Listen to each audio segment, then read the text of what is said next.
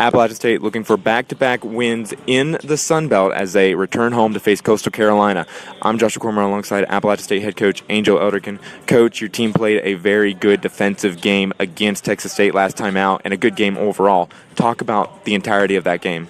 Yeah, I think it was a great bounce-back game for our team, just in terms of being in a double overtime game, losing kind of a heartbreaker, if you will, in Arlington, then having to travel and then get our minds wrapped around our next opponent. I think that's the positive of the Sun Belt, is you don't have a lot of time to be sad or be down about a game. You got to be resilient and bounce back. I think our team really locked into the game plan. We put a lot of emphasis on really locking in to their shooters and not giving them anything easy. And I thought it was a really good team effort on the road where we defended and we rebounded at a high level.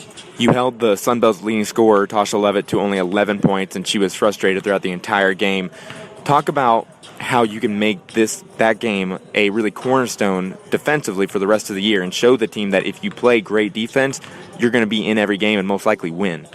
Yeah, you know, one of the things as I prepare, why have we won 2 games? Why have we lost 2 games? We've won 2 games because in both of those games, we were able to hold the team, 7 to 13 points under their average. And I think if we go into ball games and we're focused on holding teams, so tonight, Coastal's coming in here, overall they average in the 70s, but I'm kind of looking at conference statistics and it's, 68. So if we can look at that 60 number and hold them under 60, I think that we'll be successful. Now, that's great to say, but I think then it's letting our players know what is it going to take to hold them under that and get them to buy in. And just like you said, hey, we shut down the leading scorer in the Sun Belt.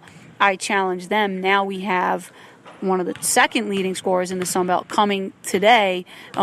We have to have the same energy, effort, and we even got to step it up a notch because in DJ Williams, she not only can score the ball, she rebounds at a high level, she gets steals, so she's a little bit different than what we just faced.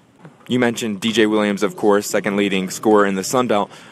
Is the game plan about the same that you had against Tasha Levitt, the leading scorer, compared to DJ Williams? Obviously, you said there's a different element to it, but what's your game plan to go against DJ Williams?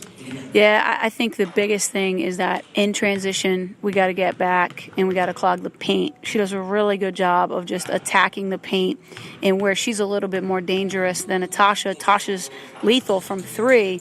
DJ's lethal from the mid-range, and she's also has the ability to get multiple players in foul trouble, and that's a concern. So we ask our players to help on drives, and now she's throwing her body in, and we get foul trouble. So she's a little bit of a different matchup because I think she can, other than a really good three-point shooter, she can kind of score at all 3 levels. So I think it's going to be more of a team approach of us being in our gap and being in our help to force her into tough twos. You mentioned Coastal Carolina stats, and going from non-conference to Sun Belt, they've drastically gone down. Now, that has to do with their weakness of schedule, but talk about how you can't let the team really get into a false sense of security against a team that hasn't won a Sun Belt game. Yeah, I think I've really tried to communicate how good Coastal is. In fact, when the teams have been coming to play us, so we're partners, the opposing coach constantly is talking to me about how good Coastal is, and they are the new Troy of the conference, and there's been a lot of people that have said a lot of really good things about them. So, and when you look at them on paper, they have everybody back from last year, a team that beat us twice.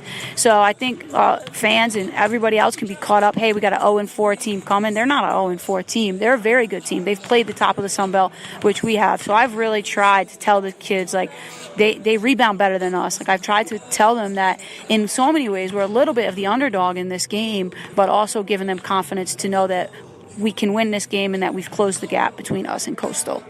Entering conference play, Ashley Polachek has stepped her game up. Maddie Story had a bounce-back game last time out, and Pri and Laney have also played extremely well in conference.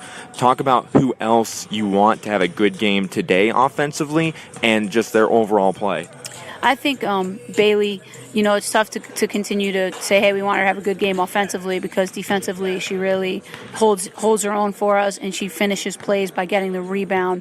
I want her to establish herself in the paint. One of the things you can look for today that we've added to our goal board is 15 second chance points.